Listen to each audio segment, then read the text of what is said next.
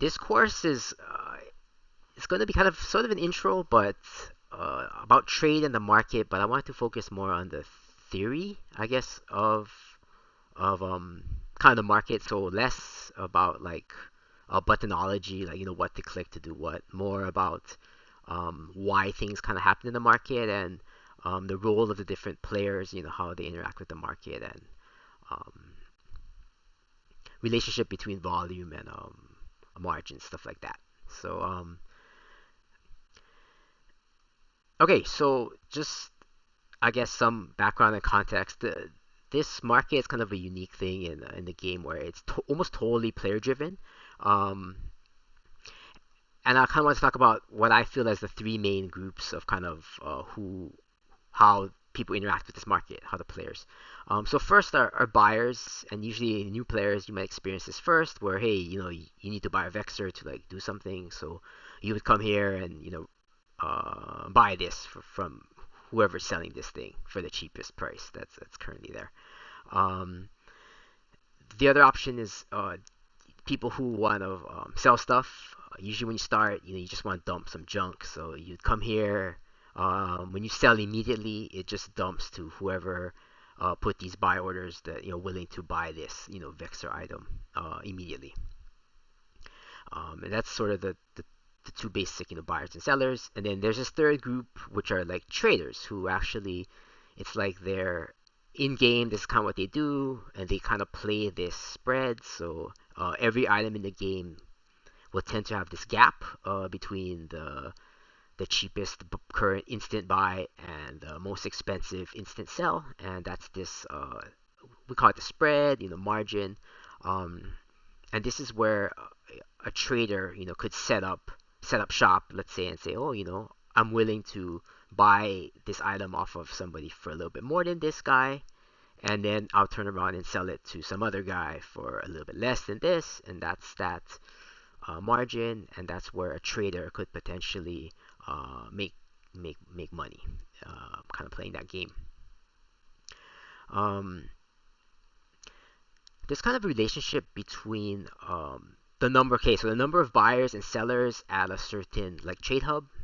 That's kind of trade volume in history. You can see these bars are how many orders are being executed per day, and so that's sort of the volume. So buyers and sellers that are actively there, and as more people kind of want to buy and sell, um,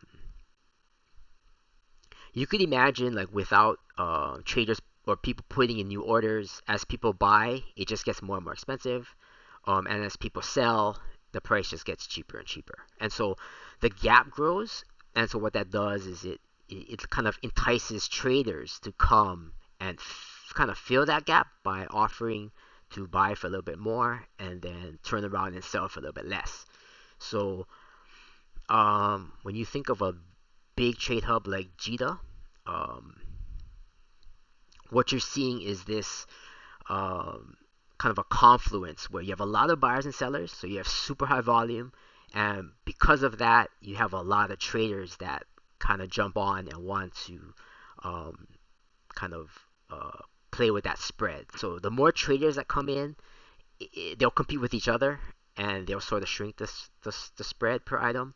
Um, and kind of the more buyers and sellers, right? They're the ones that drive that volume. So there tends to be this relationship, inverse relationship between volume moved and the spread on each item. Um, there's exceptions, of course, but that's kind of the general rule. Um, so if you're looking for like higher margins, like all things equal, it's gonna be at usually the smaller trade hubs. I have the trade hubs up here. Jita, obviously by far the largest by a huge margin.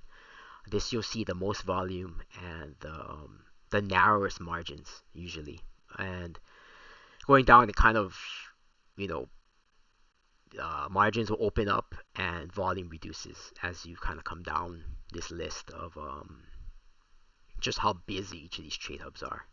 Um, so I guess like for new traders, I would almost recommend starting at a smaller hub.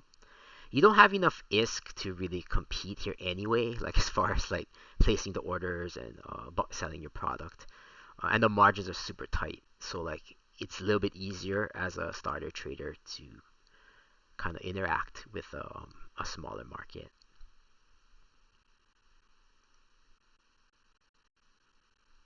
So I kind of was interested, always interested in trade, and kind of what I don't know if it hurt my feelings, but I kind of don't like being the bad guy, and I don't like to be the one, gate campers to just sit there and just like erase people. So I had this kind of like moral dilemma here. If I want to be a trader, am I the scum of the galaxy, or am I like the MVP of the game? Uh, and I could make an argument kind of both sides. Of course, the scum argument is that I'm the one that's kind of fleecing these poor people down here, by making them sell for pennies, and then I'm the one that comes up here and like just doing nothing else than clicking a button. I'm the one up here and making the next person pay more, and so that's kind of maybe makes you feel kind of hard to sleep at night. Maybe, I don't know. Um, I guess the flip side argument is that you're providing value to this market because you're providing this liquidity, right? I mean, there are people who just they need a vexer, like right now, they want to do like a mission or something. Um, and so there's value that there's something for sale, right? Instantly for them. Similarly, for any item, I don't know, Vexer is a good example, but like the loot, salvage loot or whatever loot, there are a lot of players that just they farmed it and they just want their money right away. They don't want to wait for like a week or whatever for it to sell. So the traders kind of in this game, um, I guess yeah they're making money, sure, but on the positive side they're providing this liquidity into the market so that the other players can buy and sell, instantly and kind of get moving and play the game the way that they want. So I guess that's kind of the good side of kind of traders. And uh, the risk, I guess, for a trader really is that they're tying up their ISK, their capital in the market. So you have a lot of products up here that you're waiting to sell, or you've placed a lot of buy orders down here, and when you place a buy order, it holds this ISK in escrow, so it kind of like ties up your money. So that's kind of the sort of the risk or the cost as a trader. You're choosing to lock up your ISK. You're not buying a bling ship and flying and getting it blown up. You're kind of investing or whatever. You're tying up your capital in this endeavor here, and that's kind of um, how you're playing the game. So it's kind of an opportunity cost for the trader themselves. And this idea that it becomes kind of a PvP activity. The traders kind of compete with each other, and the whole like slogan, right? When banks compete, you win. So, when the traders compete, that's where like it's good for the buyers and sellers, right? Because it narrows this um, margin, and it provides more liquidity, right? There's more objects for sale and more orders that you can sell to. So that's kind of. So I want to speak briefly on like how traders kind of make and lose ISK here. And there's really two ways that a trader can make money. And the first I've sort of talked about right there, this margin, this spread, where if a trader sets up a buy order here, gets the item, and then turns around and just sells it right here, they can realize that difference. Of course, there's sales tax or whatever and list fees, but they're going to make a profit. Um, the second way is sort of in time, right? It's like a speculative thing or like an investment where they could buy it for cheaper at some time, maybe in the past or whatever, and then kind of wait for some spike and sell it for more. And so it's kind of like there's this time component where you can kind of invest, and I don't want to say speculate, but let's just speculate. and the other one is just the current spread at any given day. A lot of things are cyclical in the market, so like it's not necessarily speculation like you're waiting for like a moonshot or something, but it's maybe a cycle, like you're aware of some type of cyclical thing in the game, and that allows you to buy at a relatively low point, and then kind of just wait around, and at some point it's gonna come back or whatever, and then you can sell. So it's kind of another way, I guess, for time. So this kind of relationship between volume and margins, it kind of, I don't want to say polarizes, but you end up with sort of um, two schools of thought.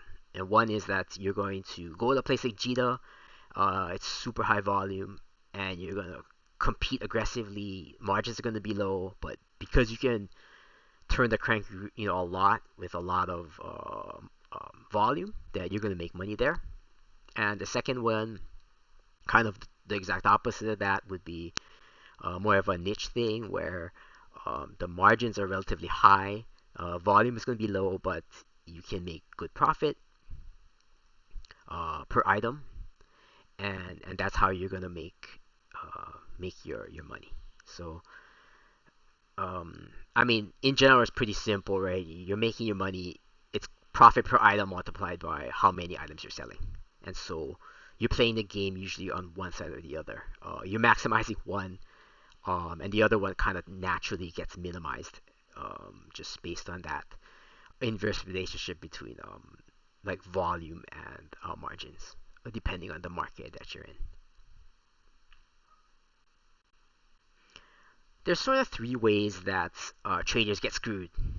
The first one is that you can't, get anything, so you can't compete. So maybe your buy orders are like too low, and then there's a lot of people that are like leapfrogging you, willing to buy it for more, and so people aren't selling to you, right? They're selling to like the next guy. Um, the second way is like on the other end, where like you can't sell your product. So you got the product somehow, you bought it from a buy order, or you looted it, or whatever. I don't know. And coming back on the top, maybe it's very competitive, and so it's very hard to sell your product.